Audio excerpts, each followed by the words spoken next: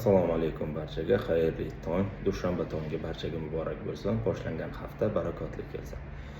Bir haftadirki, butun O'zbekiston bo'yicha changli havo hukm surmoqda. Bunday holatda nima qilish kerak? Birinchi navbatda kun davomida 4-5 mahal qo'l, yuz, burun va og'izni tez-tez chayib turish.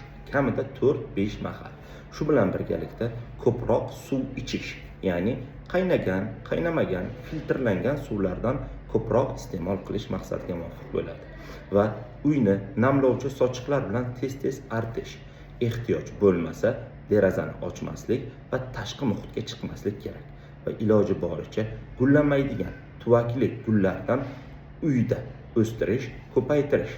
Shu bilan birgalikda imkoniyat bo'lsa uyda namlagich va havoni tozalagich filtrlardan foydalanish maqsadga muvofiq bo'ladi.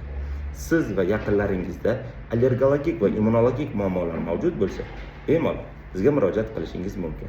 Bu shanbadan shanbaga qadar tongi 8 dan 12 gacha va 17:00 dan 20:00 gacha Toshkent shahrining Chilonzor tumani 7-mavze Lutfiy ko'chasi 55A uy Aram klinikasida allergolog Muxtorov jamoasi sizlarni kutadi. Sog' bo'ling, salomat bo'ling, hech qachon kasal bo'lmang.